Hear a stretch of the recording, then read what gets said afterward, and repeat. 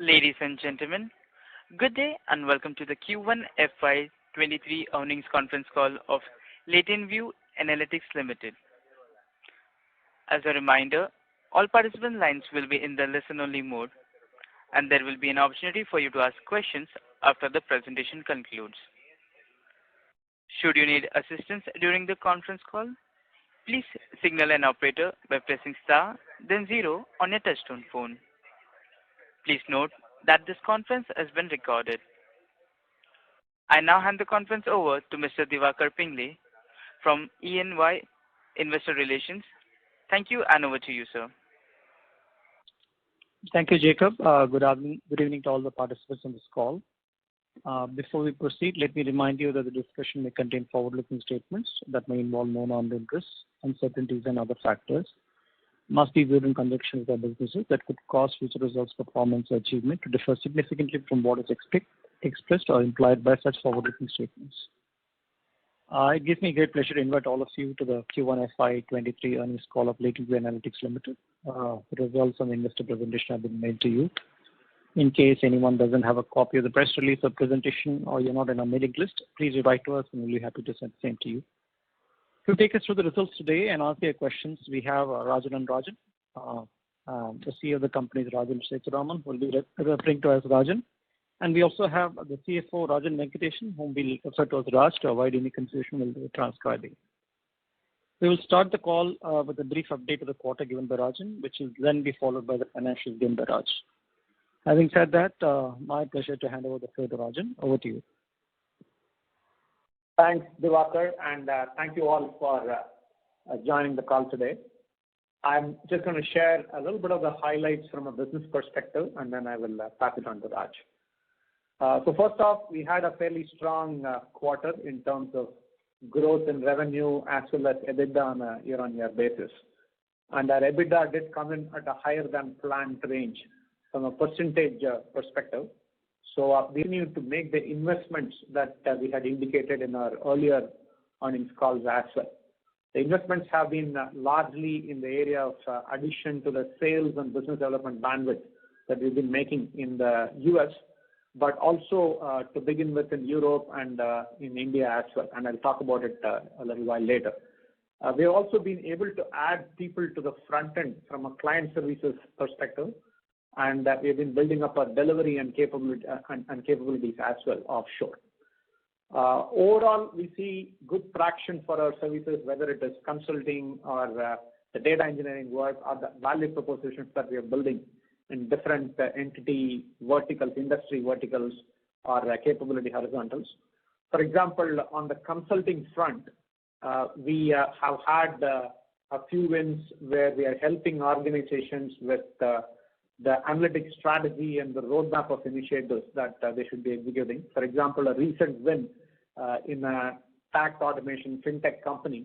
We are really helping the entire marketing organization, starting from the chief marketing officer downwards, in terms of thinking through their analytics strategy and how they should be setting up their analytics capability and how they should be structuring it. So there is a good set of conversations that we are having on the analytics capability, on the strategy and structure front. We also see good traction for the supply chain value proposition that we've been building. It's called Connected View. We've been talking about it in recent times to clients and prospects and also on the media. And there are at least half a dozen conversations that we currently have where that value propositions are underway. And we expect that we will start seeing the first few closures and wins in the coming quarters. On another note, the partnerships that we have been pursuing, that has been progressing well as well. We signed partnerships with IBM's data services team and also with Neo4j, which is a provider of graph database and related solutions. And we are starting to see initial conversations on how we can build these capabilities and bring them to the table with clients and prospects. I made a mention of the addition on the Europe front. Europe is an area that we are doubling down on the back of the IPO. We are making substantial investments in Europe. Our Europe business head has joined us earlier this month, and we also made a few offers on the sales and business development bandwidth and also on the delivery side. And we are expecting that we will continue to ramp that up in the coming quarters. While this ramp up is happening, we expect that the actual impact in terms of these investments will start playing out in a couple of quarters or so. We also kicked off India as a geography at the start of this fiscal year, and happy to note that we are having a good number of conversations with Indian as well as multinational clients who need analytic services for addressing the market in India, and they're expecting to notch up a few wins in the quarter two. Overall, we made a net addition of more than 100 people in quarter one. There was a heavy focus on campus hiring with about 80 plus people coming from campus. Going forward as well, we believe that the bulk of the recruitment that we'll be doing will be focused on the campus joiners. And finally, I wanted to also highlight that we have been able to revive our analytics roundtable events. We were doing this prior to the pandemic twice a year, either in the West Coast and East Coast or sometimes in Europe as well. We have been able to reinitiate those roundtable events, and we did the last one a couple of weeks ago in San Francisco. I just got back from that event and had good conversations as part of the event, as well as subsequently meeting with clients and prospects. The roundtable event was well attended by our advisory council members as well as clients and prospects, and we do expect that there will be several leads and conversations that emanate from that. So overall, good quarter. We believe that we are on the right trajectory in terms of the investments that we are making, both in terms of resources as well as management bandwidth.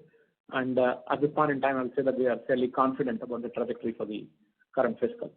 With that, I'll hand it over to Raj to touch upon the financial highlights. Thank you, everyone. Good evening to all. First of all, I would like to thank and welcome all the participants on this call. Let me just give you a quick update on the financials for the quarter before we open up for Q&A.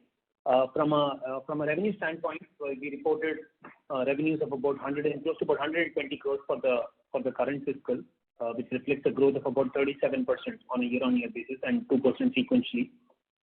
Like Rajan mentioned, we continue to see fairly robust demand for our services. In fact, the order book continues to be fairly healthy, and we see increased traction on some of the newer conversations that are also coming into the pipeline.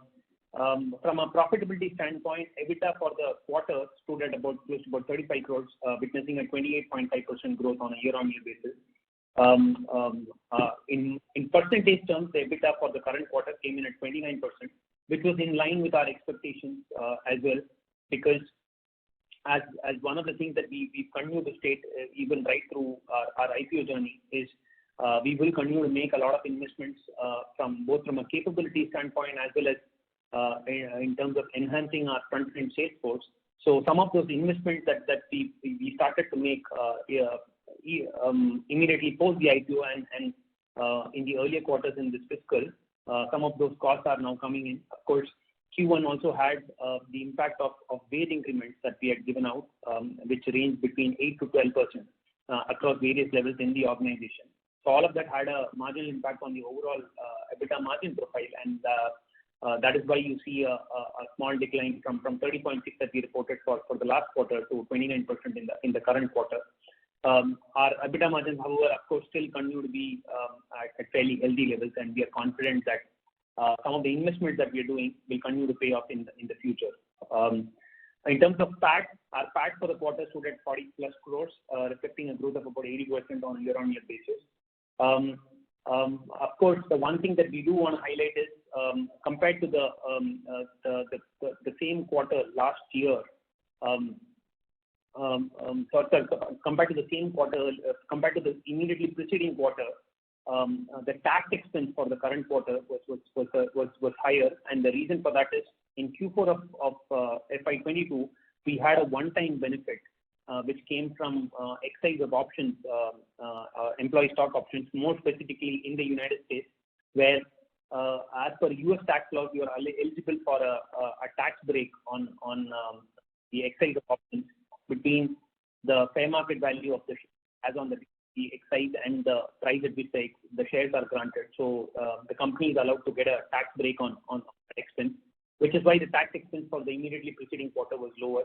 However, for the current quarter, what we've seen is our tax rate or effective tax rate is more reflective of what our long-term tax rate would be, and therefore it is in line with our expectations.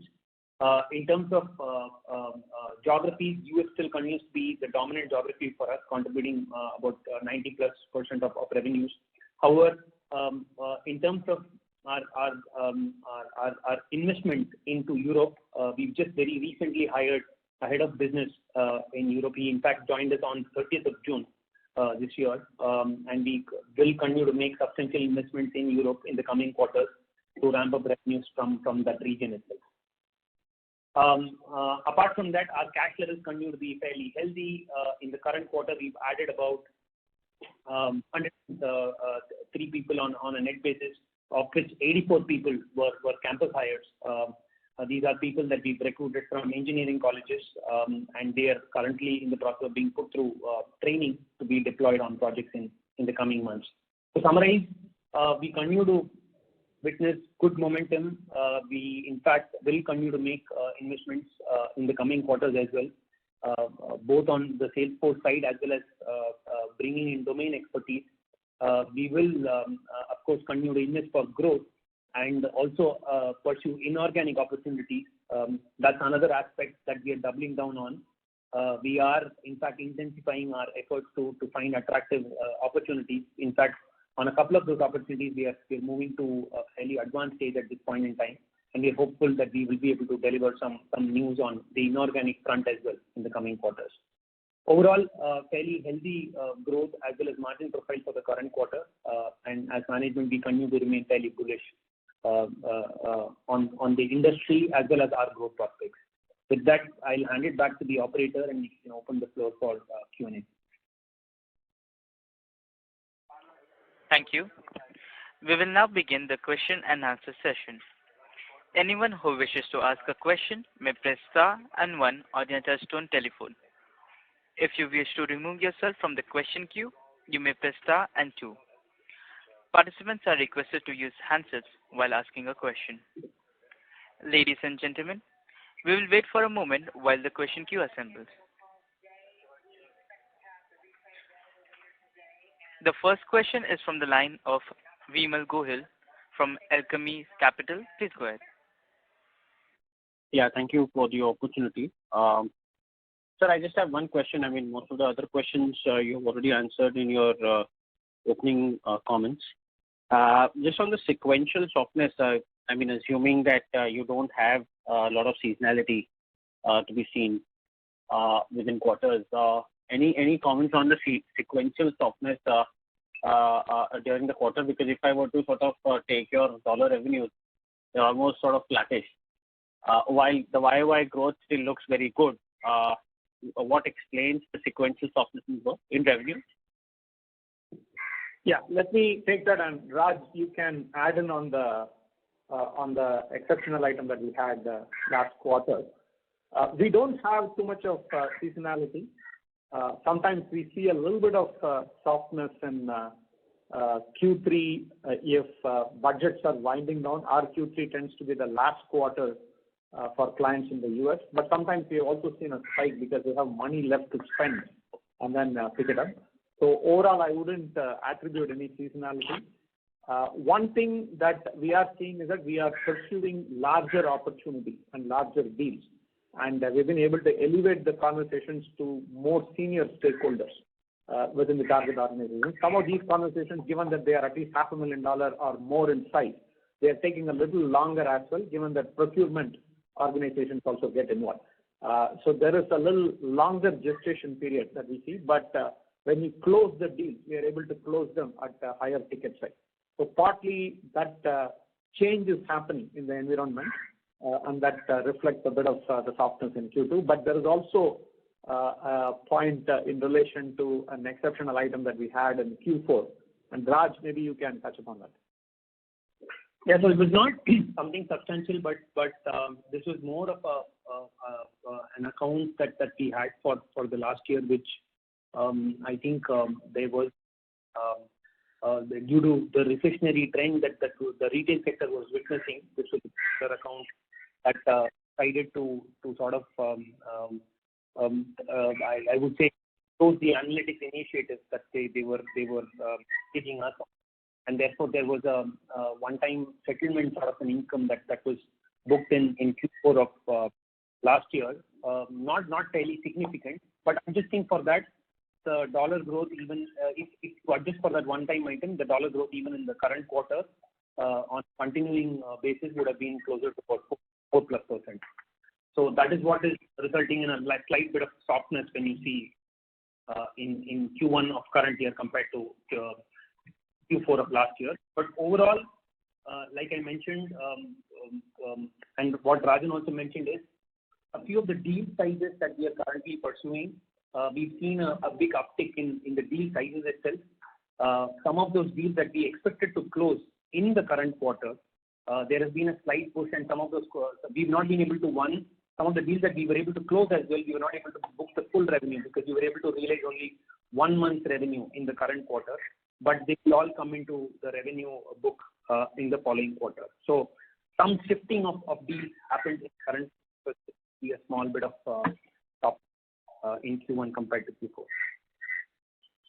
Q4. Right. Just one clarification, Raj. This 4% is reported number, right, or constant currency? How would you want us to look at it? No, 4% is adjusting for that one time. Yeah. So this will be reported, right, not in constant currency. No, this will be in dollar terms. Okay, fair enough. My next question was on margins. If you could just help us probably break down the 150 basis points hit that we have had, or if you also want to look at it YOY, there is about a 200 basis point hit.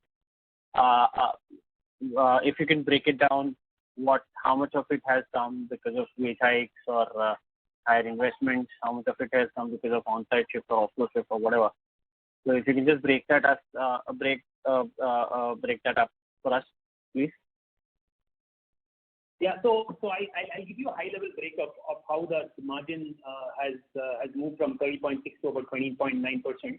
So roughly about 3 to 3.5% of that impact came from wage increments, plus a combination of the fact that I told you that we do campus hiring, which starts in Q1, but a lot of these people are typically not engaged on projects straight away, and therefore there is a training period that they are put through before which they get billable, right? So and the cumulative impact of that is about 3 to 3.5%. But on the and the other there's also a 1% impact on account of all the investments that they're making in the front end in terms of the sales force. So that is an aspect that also led to a margin sort of downward trend. But this was compensated by one, we negotiate better commercials and better rates. In fact, some of the newer conversations that we're having with or even conversations that we're having with existing clients when we are renewing some of our contracts, we're able to get better realization and we're able to drive up our rates. And that plus some amount of saving on the SG&A itself, where we saw a slightly lower visa spend for Q1 compared to Q4. Q4 had a higher impact of visa spend, but Q1 had a relatively lesser number. The positive impact from both these two items that I spoke about is about 2%. So the 3.5% impact from wage as well as the investment in the front-end sales teams was compensated by lower visa costs as well as better realization that we were able to get in the current quarter. Right. Just I was hoping to hear incremental contribution from consulting to be on the positive side of the margin, given the fact that our margins over there could be better than the company average. And you also said that consulting typically has better margins. So how should we read that going forward?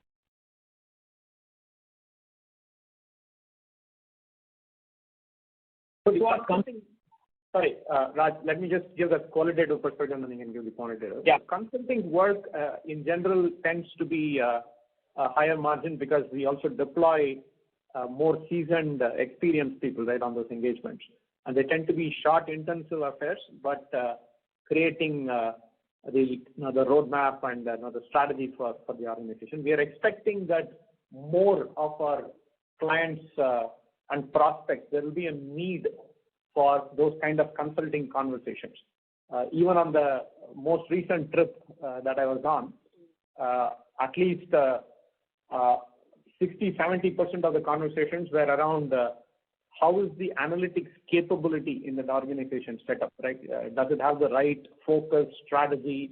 Does it have the right set of capabilities? How are they engaging with the business sponsors and stakeholders, and therefore how should they be configuring it so that they can deliver the necessary impact? I'm expecting that most engagements going forward, there will be a consulting component, especially more so in the non-tech space, whether it is BFSI or retail or CPG or industrials, and some in the fintech and tech space as well. So we are expecting that that will therefore contribute. However, the size of these consulting pieces of work itself is fairly small in comparison to the rest of the work that we do. So while therefore the margins might be better there, it is only to the tune of about 10-15% of the work. So you'll have to take it with that perspective. Understood, sir. Thank you. But I just have one, not a question really. Mr. Goyal, may I request you to come to the question queue for any follow-up questions? Sure, thanks. Thank you. The next question is from the line of Karan Uppal from Phillip Capital India. Please go ahead. Yeah, thanks for the opportunity. I have a couple of questions. So starting with the high-level question on macros. So you mentioned that one of your clients in the retail vertical has cancelled their analytics initiative. So what is the outlook on the overall other verticals as well as retail itself? Are you seeing this trend getting developed in their analytics practice, in client analytics practice? So the point about the particular client deciding to scale back, that was not even in the last quarter. That decision call was taken by them probably in the June, July of last year. Okay, so it was the only thing is that it played out over a period of time, and then eventually the settlement that Raj referred to happened in Q4 of last year. It was unrelated to the macroeconomic scenario. They just decided to go in a different direction, right, in terms of what they wanted to do with their analytics capability and then how they create it. But coming to the current macroeconomic scenario, we are not seeing any particular softness yet in the retail sector.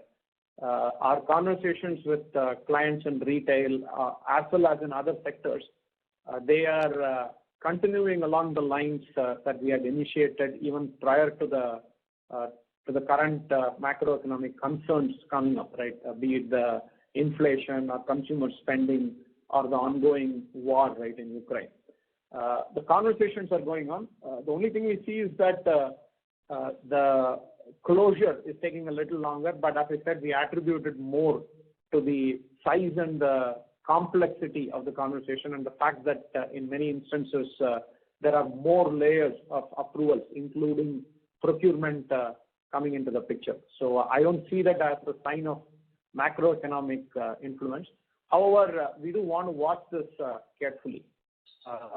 Conversations are going on, but at some point clients could potentially decide, right, to focus their investments on the most important initiative.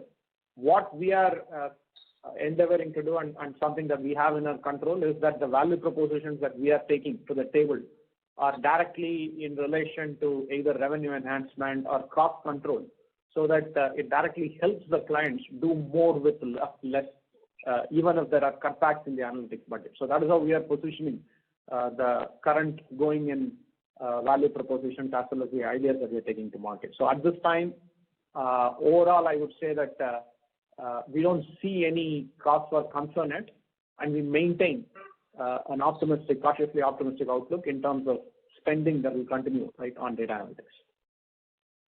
Right. So, sir, just a follow-up to that, you mentioned that some of those, deal closures are taking a little bit longer.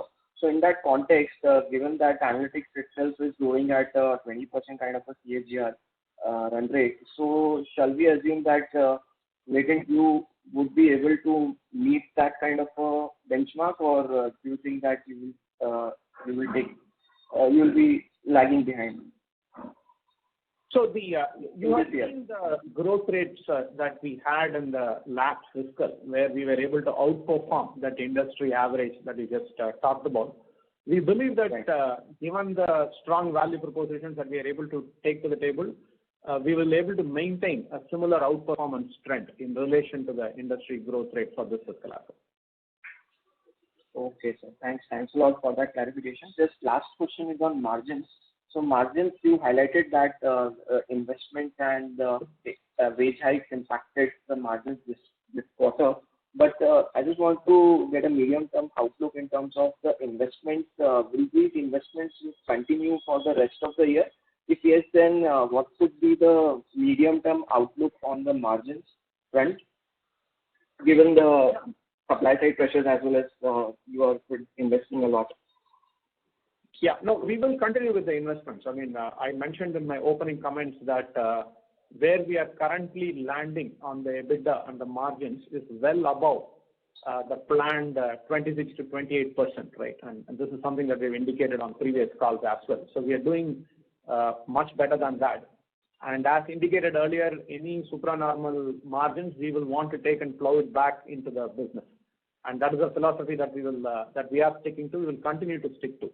We don't see any reason for any pullback on investments at this time. So we will continue to deliver on the EBITDA range that we have in mind, and we will be able to make the investments.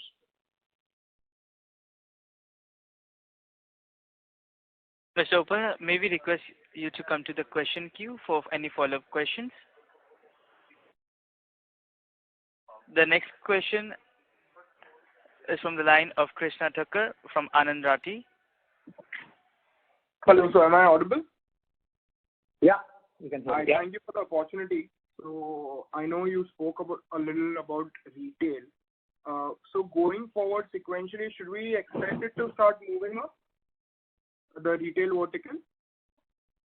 Yeah, Krishna. So the sectors that we are really doubling down on, they are BFSI and what we call consumer. Consumer is a combination of retail and the consumer products verticals.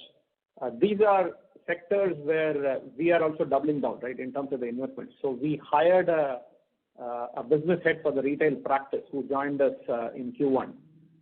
We also have made substantial investments in the BFSI vertical as well, right, even over the course of the last year, and we are continuing to do that. Out of the 3 new logo additions that we had in Q1, 2 of them are actually in the BFSI vertical.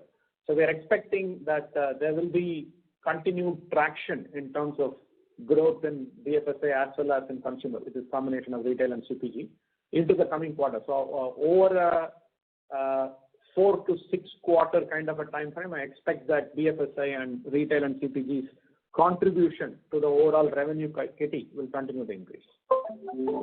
Sure. Thank you so much for the color. Regarding the conversations with clients, sorry for asking this again, but I want to know some more, like if you could provide some more detail. Are they talking about CY23 or FY24? Are there any indications as to what the budgets could look like, or is there any pullback? No pullback. I mean, obviously, some of the conversations that we are having are in relation to the current calendar year. In the US, most clients, their fiscal year is also the calendar year. Of course, there are some exceptions to that.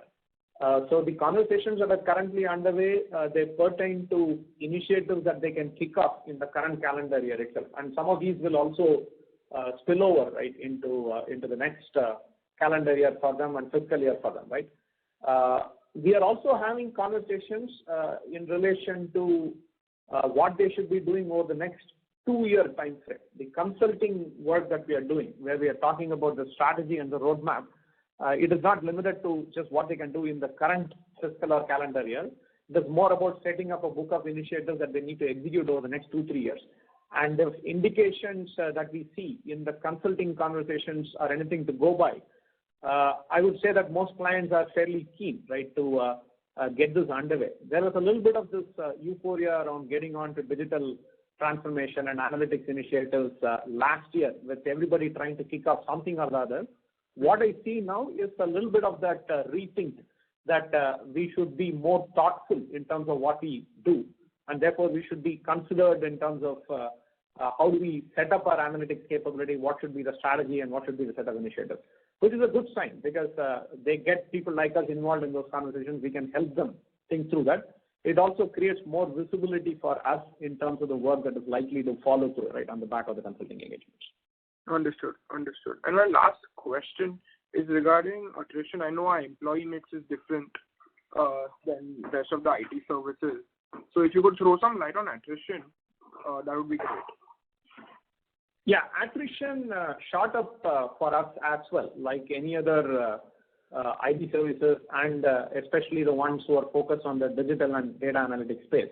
So last year was really abnormal in terms of attrition crossing 30%, right, and 30-35%. But since then, it has trended down. Q2 of last year was the worst, but it has trended down on quarter-on-quarter basis. And right now, for the last quarter and for this quarter as well, we are actually at attrition levels that are pre-pandemic, right? Better than even pre-pandemic levels. Now, of course, it is a combination of many things.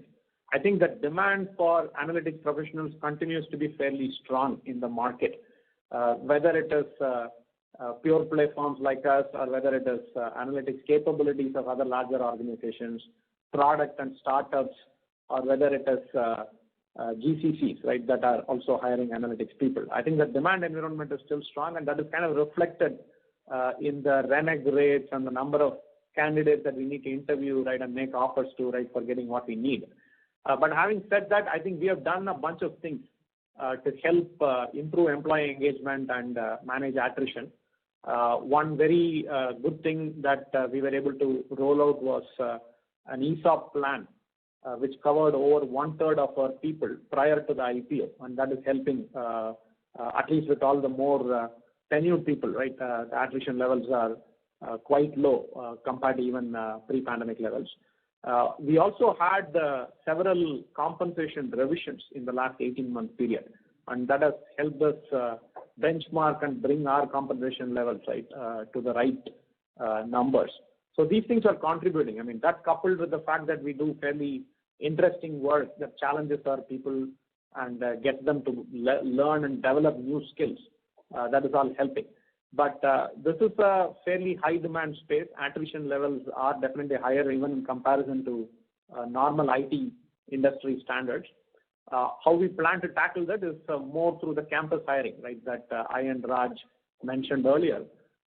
We bring in people from engineering as well as postgraduate campus, and then we engage them through our L&D programs and upskilling programs. There is greater stickiness there. So that is the way we are looking to handle attrition. I mean, at this point in time, it is below the pre-pandemic levels and levels at which we are used to, and we are comfortable doing it. Sure. That's it from my side. Thank you. Yeah, sure. Thank you. A reminder to all participants, you may enter star and 1 to ask a question. The next question is from the line of Dev from Invest Yadna. Please go ahead. Hello. Am I audible? Yeah, Dev, go ahead. Yeah. So I wanted to ask a question about said the digital transformation is a multi-year journey, right? And a digital wave is already progressing. So the large IT services companies, they also data and analysis is a part of their offering, and they are very skilled at that. So how different is your product offering as compared to them? Because clients, they do not have to go for each and everything to other vendors, right? So they consolidate most of their offerings. So what is the trend do you see here, and how are you differentiating with respect to them? Yeah, sure. We offer bespoke consulting services, right, from a data analytics standpoint. And much of the work that we do involves solving fuzzy, ill-defined problems, where there is a good mix of 3 very important skill sets. There is a deep domain understanding that is needed, right, about the industry, about the functional value chain areas. There is the math and modeling expertise that is needed. And then there is finally the technology skill sets that are needed. Different organizations approach this from their own vantage points. I mean, there are strategy consulting firms which come in more with a business perspective and a domain expertise. There are IT services organizations and systems integrators that come more from a technology perspective. You also have product companies, as you mentioned, right? What we bring as a differentiator is a very important and unique blend of all of these three skills. Personally, I come from a management consulting and a business consulting background, right? Having worked with Accenture for 2 decades. And I can say in all honesty that my first 15 years as a strategy business consulting, where we are solving problems around operational improvement, revenue enhancement, supply chain optimization, churn management, right? These are all problems that we earlier solved using pen and paper and doing back of the envelope cost benefit calculations. We are able to do all of these things with the power of data and analytics today. And but it is the same set of challenging, complex problems where there is enough work that needs to be done in terms of defining the issue tree, breaking down a complex fuzzy problem into component parts, setting up the hypothesis, figuring out what data needs to be analyzed, how do you collect the data. So it's a combination of all of these things, right, that needs to be brought to the table. We believe that we bring that unique mix of capabilities, right, in a very impactful manner, and we understand the business imperatives and the business objectives, so much so that every piece of work that we do, we actually have a service delivery excellence model that measures the impact that we are creating, right, in dollar terms, either on revenue enhancement or cost control. And that's what appeals to the client audience that we work with. We also work with the functional heads in most organizations as opposed to the CIO, CTO organization. And the functional heads are the ones that are trying to solve these business problems. And in general, our approach and model resonates with them more as opposed to what a very large IT organization will bring to the table.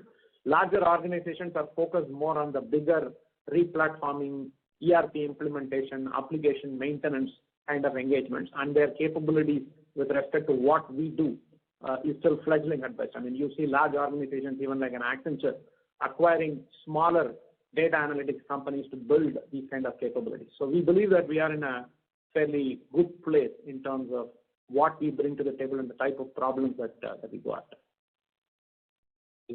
And I had one more question. So can you tell me what are the types of clients in your technology vertical? Because it is most of your share of revenues come from this vertical. Right. So we work with tech companies which are into products, services, hardware, devices, which offer their products and services in a license model as well as in an as a subscription model. We also work with e-commerce firms, platforms, fintech companies, right? So that's the broad mix. Just as an indication, I mean, right now we work with all the top 5 tech companies in the world. 5 out of the top 5 are clients at this time. And we work with a fairly large number of those tech companies based out of the Silicon Valley and the Bay Area. Okay. Thank you. Yeah, sure. Thank you. The next question is from the line of Saurav Sadhwani from Sahasrar Capital. Please go ahead. Hi. Thank you for the opportunity. Can you please elaborate on the partnerships that you mentioned about IBM and Neo4j? What exactly is the nature and how do you see revenue changing because of these partnerships? Right, sure. The partnerships with IBM and Neo4j are the latest in the fold. We have already had partnerships. We have partnerships with the likes of AWS and Redshift, with Microsoft, Azure, and the Power Platform, also with Snowflake. And then there are a whole host of other technology tools that are there, right, that are used in this space, starting with visualization capabilities, like a Looker, Tableau, ClickView, and so on. We have had what we call as technical partnerships with many of them, where we get access to the sandbox environment, we get access to early release material, learning environment, certification capabilities, and so on. And to some extent, access to their technical architects and designers and so on, right, in terms of figuring out how to solution for our clients. Some of these we have been able to graduate into a more go-to-market partnership. The one that is most advanced there is Snowflake, where we are just at the tier which is one below the highest tier possible. And what this means is that we go to market jointly. They take us into opportunities that they are pursuing and introduce us as the Snowflake implementation partner. We are also able to bring them into the picture where the client is contemplating a new cloud solution, right, where they're building a data layer, for example. So we have been able to win some partnership referral revenue, right, from Snowflake, for example, right, on the back of that. What we are attempting at IBM and Neo4j is along similar lines, where it is not just a technical partnership, but it also includes a go-to-market component. IBM has put together a very interesting cloud data tech stack, which is a mix of IBM's proprietary components, but also allows you to plug and play open source as well as other competing components, right, into the tech stack. And they are pretty active in the India market. This is a relationship and a conversation that we began with their India team. And they are now starting to take us into India clients, especially in the BFSI space, where they see opportunities for further enhancing the usage of their tech stack, but they need to demonstrate the power of their tech stack and what it can do by partnering with an analytics service provider like us. Similarly, on Neo4j, it's more around their graph database capabilities, and graph database is starting to assume prominence in terms of how you can solve more complex problems where the relationships between the different aspects of the problem are non-linear in nature. And we have modeled a few problems using the Neo4j technology, right, what they bring to the table. And we see that as something interesting that can be taken to the table to solve newer fuzzy problems, but also solve older problems, right, in a more appropriate fashion because of the non-linear nature of the interrelationships. So in both these, the intention would be to have a go-to-market component, right, where we are able to take them in, where they have the appropriate solution, and they are able to bring us in as the implementation partner in case they sell their services to a client. Okay. And you said Snowflake is second best, is in the second best tier. So what would be better than this? Like, what is the next tier? I said in Snowflake we are at the second highest tier possible. Snowflake is the most advanced for us in terms of the partnership model that we have. Snowflake is also the one partner from where we have had referral revenues, where they pay us a referral for introducing them, right, into accounts from a go-to-market perspective. But Snowflake has 4 tiers of partnership. So we are at the top, we are at the one but the topmost tier, right? And we're expecting to be in the topmost tier in a couple of months. Thank you. That's all from my side. Yeah, sure. Thank you. The next question is from the line of Akshay Kothari from Envision Capital. Please go ahead. Yeah, thanks for the opportunity. So what would be our revenue from the 30 Fortune 500 clients which we are having?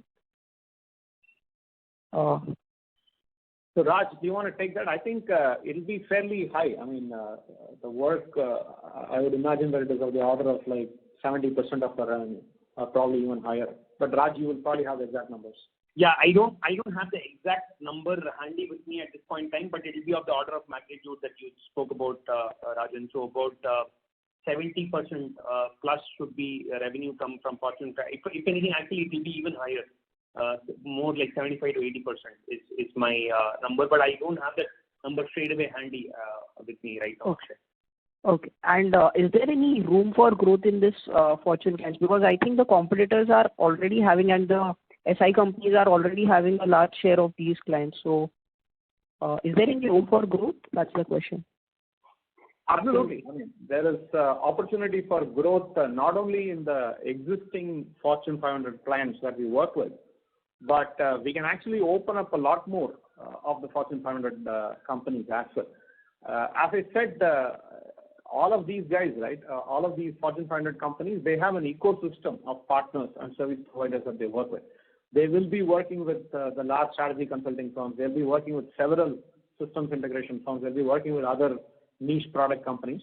But as I pointed out earlier, the blend of skills that we bring to the table and the kind of problems that we are able to solve using data and analytics is what differentiates us. And we believe that there is enough scope for growth, not only in the existing accounts, but also in opening up more Fortune 500 companies. So as we speak, at any point in time, we'll be in discussion at least with 24 companies, right, which we are targeting. And we will keep adding to the base of Fortune 500 companies that we work with. Okay, that's great. So lastly, you did mention that you were giving consulting services for startup, wherein you would going to set up an analytics. So isn't it like cannibalizing our own revenue? Because I just wanted to understand what would be, since data analytics is such an important tool in nowadays of internet age and everything surrounding around data. So how difficult it is for company to set up or build their own data analytics to your help rather than outsourcing it to you? What would be the unit economics or something like that which you would like to share?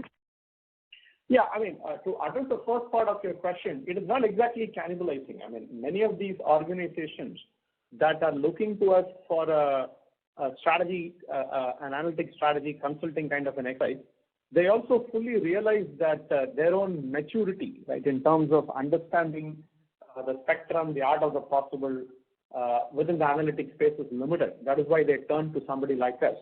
And in many of these instances, we find that once we complete the strategy and the road mapping exercise, there are several initiatives that emerge from that where they need our help and assistance. Of course, some of them, they could potentially decide to do it on their own. They could work even with a different partner, or they might use an automated commercial off-the-shelf solution that is available. But that is okay with us because we want to give the best advice possible to these organizations. And in the long term, right, I mean, these are large organizations, Fortune 500 companies, and these are big ones.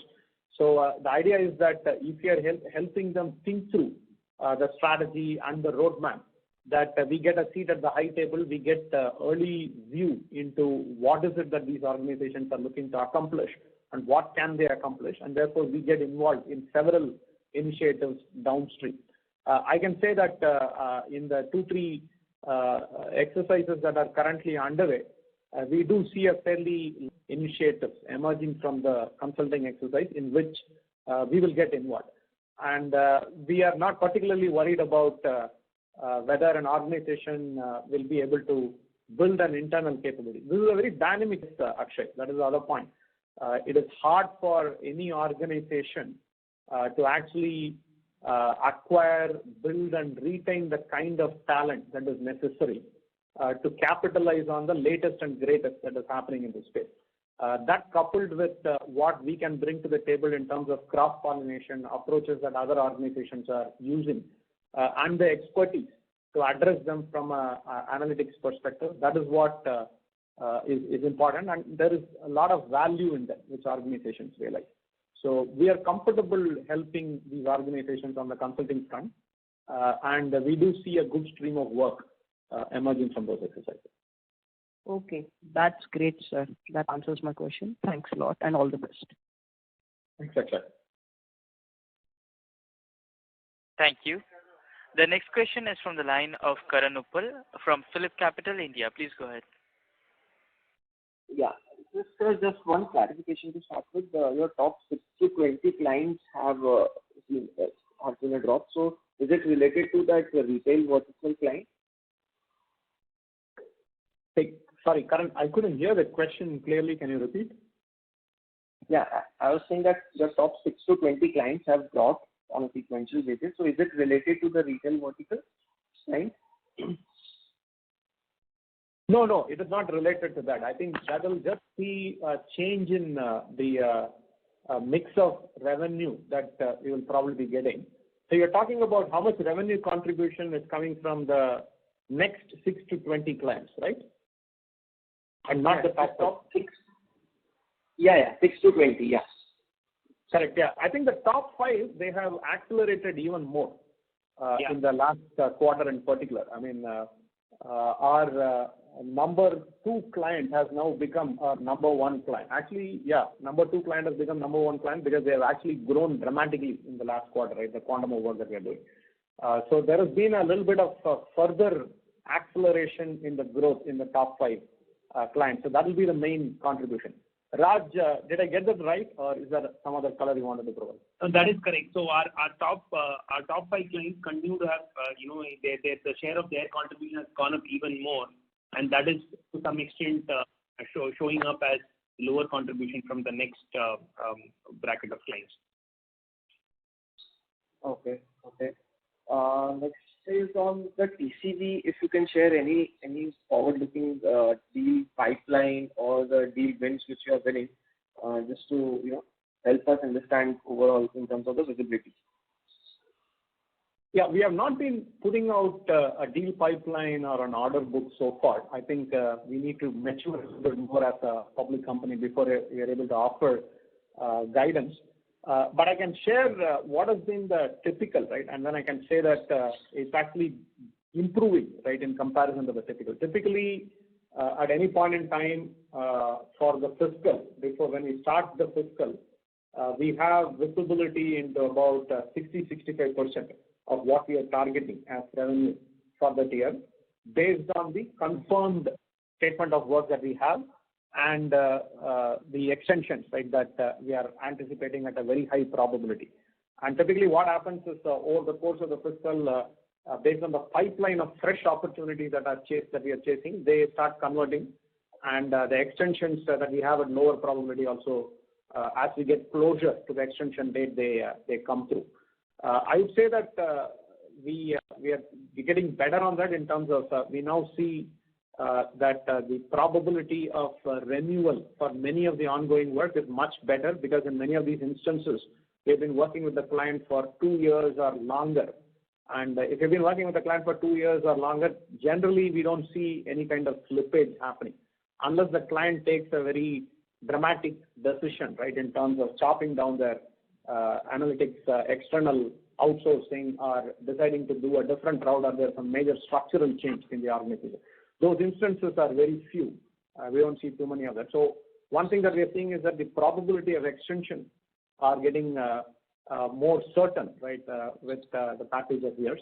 Second is we also now see that, as I mentioned earlier, that the deal pipeline itself comprises larger opportunity that we are going after. So it is not as if we have a very long tail of very small opportunities, but instead we are focusing on larger opportunities with the select accounts, right, that we are pursuing. And these probabilities also tend to improve, right, because of the focus that we are bringing on those opportunities. So in general, I would say that the visibility that we have into the revenue goals that we have for the current year, it's been getting better over the last 2-3 quarters. Okay. Thanks a lot for the detailed answer. The last question is on the wage hikes. You mentioned that in Q1 you have already given the wage hikes. So is it the wage hikes are done for fiscal 23, or given the market situation you are expecting you will have to intervene again, maybe in H2? No, I think for this fiscal we are pretty much done. I mean, so this is the normal wage hike we do in April as we start business fiscal. And we were able to do the corrections that we deemed necessary based on the benchmarking that we did. So at this point in time, I would say that we are done with the wage hikes for the current fiscal. We do not anticipate any further compensation adjustments within this fiscal. Also, there is a little bit of that demand stability, right? I mean, when I say demand stability, I mean like earlier last year was like completely euphoric and crazy with attrition and remain. That has started tempering down, right? So we don't believe that there will be another correction that will be necessary during the course of this fiscal. Sure. Thanks a lot, and all the best for Q2. Thanks, Karan. Thank you. The next question is from the line of Chirag Kacharia from Ashika Institutional Equities. Please go ahead. Hello, sir. I have a few questions. Like our 95% revenue is coming from USA and just 2% from Europe. So Can you share what plan with Europe continent going forward to increase the pie of revenue from there? From de-risking point of view, I'm asking. And also on client concentration side, our concentration amongst top 5 is very high. So what strategy on same front, and also strategy to increase the contribution of top 20 clients later on? Your remark on same. Yeah, sure. So on Europe, the intention is to really double down and make the investments necessary to grow the practice. We already have subsidiaries in UK, Germany, and Netherlands, and we have a handful of accounts. We see prospects for growing the accounts where we are present in, but we also believe that Europe is looking for the same kind of value propositions and solutions, right, that we are able to bring to the table, right? What we have been doing in the US, we believe that there is enough opportunity in the European market as well. We haven't really focused on the Europe market in the past, but that is what we are changing, right, starting with this year. I mentioned that we have already hired a business head for Europe. In addition to that, we also hired a few more people on the sales and business development front, and also on the delivery and the capability front here, right, offshore. We will continue to make those investments going forward. I expect that the traction in terms of starting to win the right kind of deals and opportunities in Europe will start coming through in a 2-quarter time frame, right? So I'm expecting that starting Q4 of this fiscal, we should start seeing some of that playing out, right, in terms of wins that we have in Europe and the uptick that we start seeing in revenues. The expectation is that over a 3-year period, 4-year period, that Europe will contribute about 15 to 20% of our revenues, which is kind of in line with what you typically see in other ID services as well as in a digital space. So that is the plan for Europe, and we'll make the investments necessary to grow the Europe practice to those kind of levels. If I go back to your other question on the client concentration, the intention is to, there are 2-3 things, okay, that should contribute to helping address the concentration. One is that we are aggressively pursuing several Fortune 500 companies as well as organizations that are very gung-ho, right, on using data analytics to drive their organization goals and business priorities. So which will mean that we will continue to add new accounts into the portfolio, and the focus is continuing to be on the large Fortune 500 companies and clients who can spend big on analytics. One of the things that we have done internally, for example, is that for our sales and business development front-end team, deal incentives start kicking in only if the deal size is at least $500,000, right, or more, which is the kind of deals that we want to pursue. So we want to win more large logos, right, and accounts. We want to pursue bigger opportunity in those accounts as well. So the combination of that, we believe, will help us get a healthy mix of clients, which are at an appropriate size in terms of their revenue and contribution, to help de-risk the client concentration that we see. But having said that, we are also very clear that we will pursue the growth opportunities that we have in our best accounts that we have so far. And I did point out that, the top 5, the opportunities are very high, and that is where we have the best relationships that we have built so far, right? And that is the reason they are also in the top 5. So we will continue to aggressively pursue and exploit opportunities that we have there as well. Over a period of time, we are expecting that as we add more Fortune 500 companies into the mix, as we add more companies which are spending big on analytics into the mix, the client concentration will start coming down.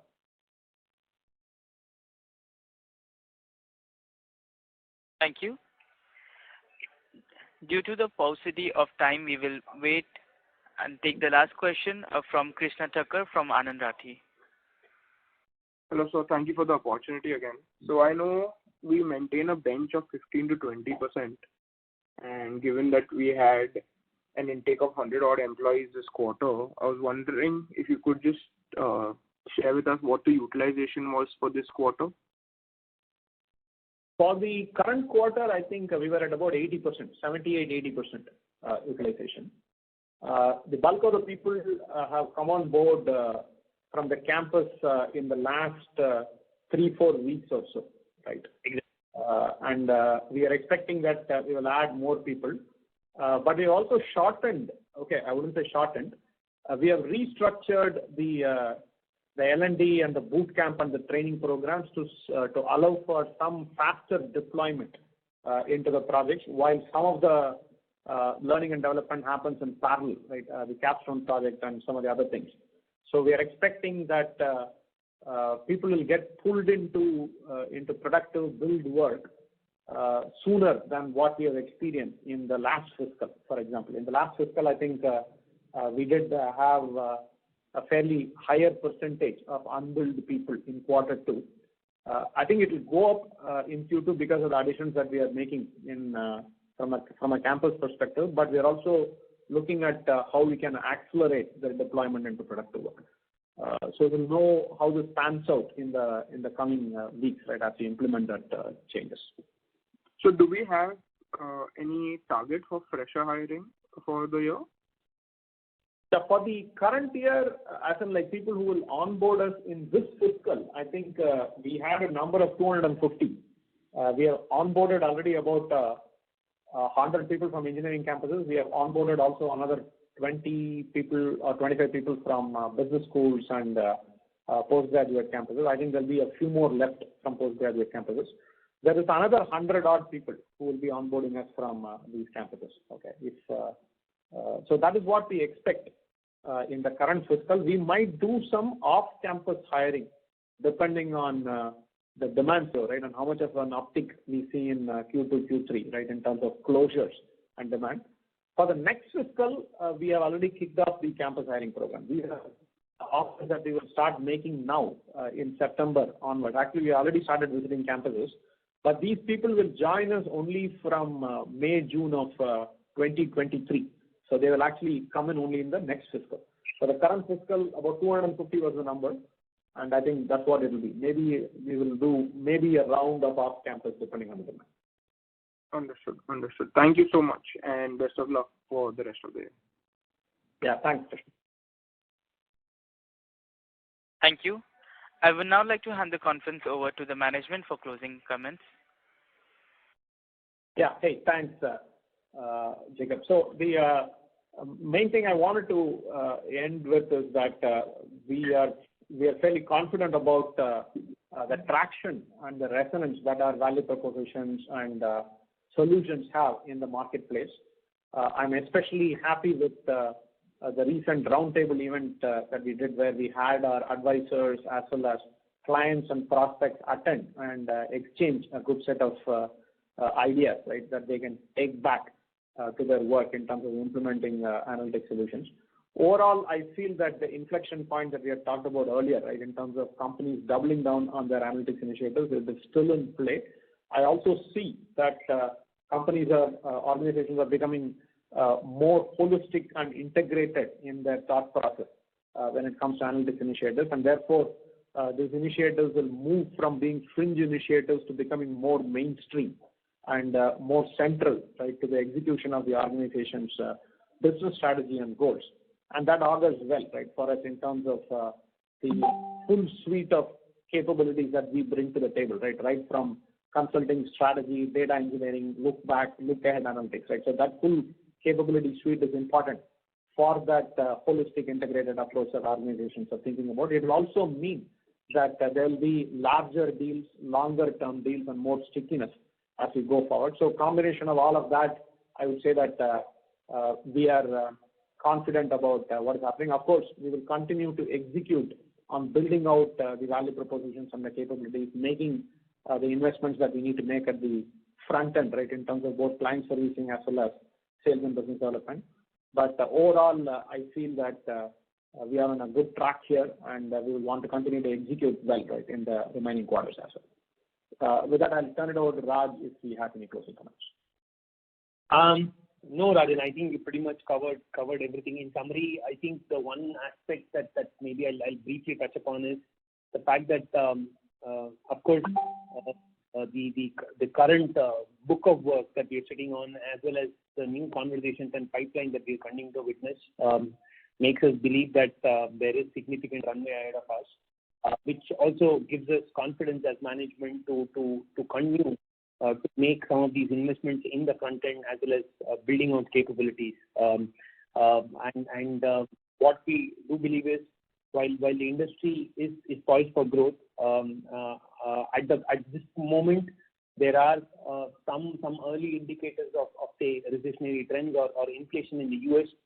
But we continue to be cautiously optimistic about the situation at this point in time, and we will continue to be bullish and make some of these investments in the front end. But however, we will take a very calibrated view of how the market itself unfolds over a period of time. But as the management of the company, we continue to remain fairly bullish.